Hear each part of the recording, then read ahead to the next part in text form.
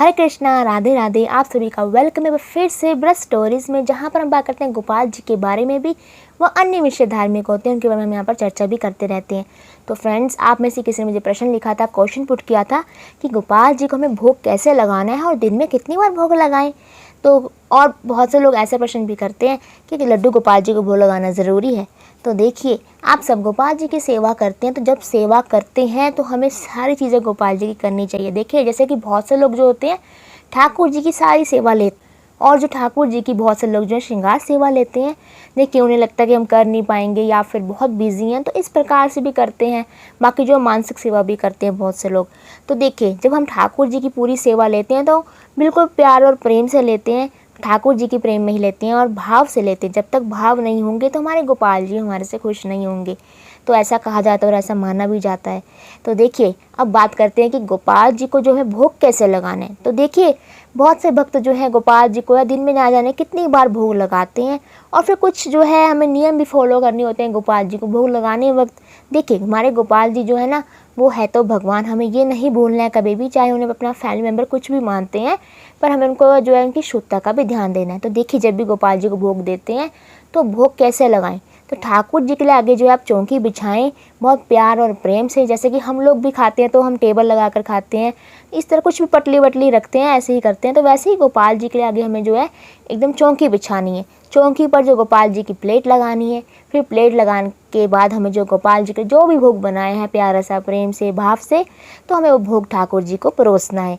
फिर इस भोग में जो है तुलसी डालना भी नहीं भूलना है, तुलसी भी ज़रूर डालेंगे। आपको पता है गोपाल जी बिना तुलसी के जो भोग नहीं लगाते हैं, तो तुलसी डालेंगे। फिर और एक बात का और ध्यान देना, बहुत से भक्त जो है ठाकुर जी के पास में पानी रखना भूल जाते हैं।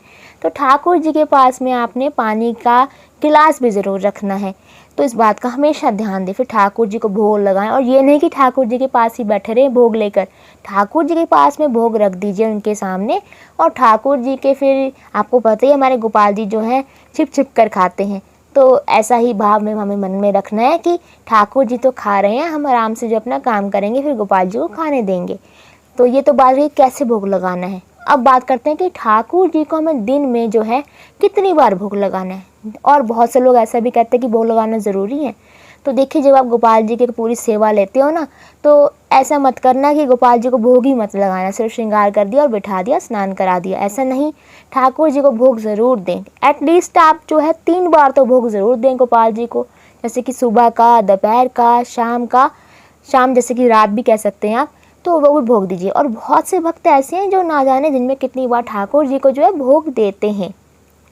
तो देखिए, 3 बार तो भोग दीजिए और टाइम पर भोग दें। ऐसा नहीं कि सुबह आपने उठा दिया तो आप 12 बजे 1 बजे भोग दे रहे हैं, नहीं। जैसे कि सुबह 9 से 10 के बीच में आप ठाकुर जी को भोग दीजिए, और दोपहर के समय जैसे कि 1 से 2 के बीच में ठाकुर जी को भोग दे सकते हैं, और रात का जो है आप 8 से 9 के बीच में ठाकुर जी को भोग दे सकते हैं। और भोग में तुलसी डालना मत भूलना, पहले भी बता चुकी हूँ आपको कई बार। तो इस तरह आपको जो ठाकुर जी को भोग देना, और भोग देते समय भी बहुत चीज़ों का ध्यान रखें।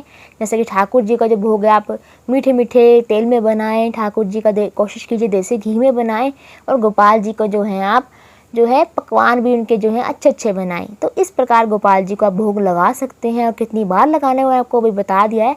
तो अगर वीडियो अच्छा लगा तो लाइक कर दीजिए, शेयर कर दीजिए, और मेरा चैनल खोल कर सब्सक्राइब करना ना भूलें। हरे कृष्णा, राधे राधे।